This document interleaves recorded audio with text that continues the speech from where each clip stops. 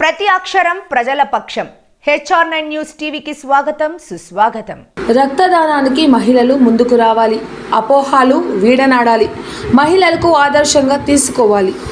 All ఇందాద్ charitable trust ఆధ్వర్యంలో ఈరోజు సంధ్యాబాయ్ అనే మహిళ అనీమియా కేసు కోసం ఏ పాజిటివ్ రక్తం అత్యవసరంగా ఎక్కించాలని వైద్యులు తెలియజేయగానే ఆల్ ఇందాద్ చారిటబుల్ ట్రస్ట్ ఆధ్వర్యంలో ట్రస్ట్ అధ్యక్షుడు అమన్ చాలా ఎమర్జెన్సీ ఏ పాజిటివ్ బ్లడ్ని ఇప్పించడం జరిగింది.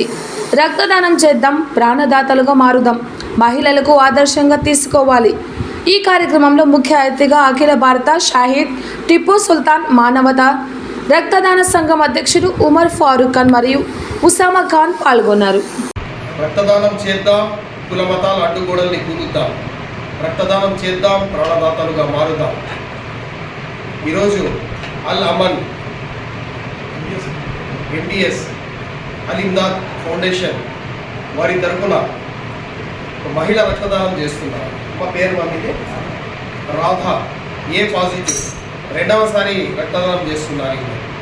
నిజంగా చాలా గొప్ప విషయము.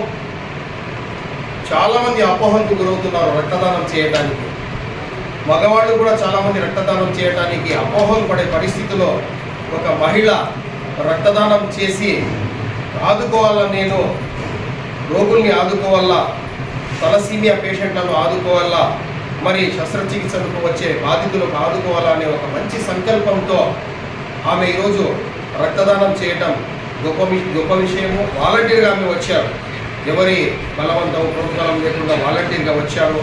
మా యొక్క అభిలాష ఏమంటే రాబో కాలంలో చాలామంది మహిళలు ఈమెను ఆదర్శంగా తీసుకొని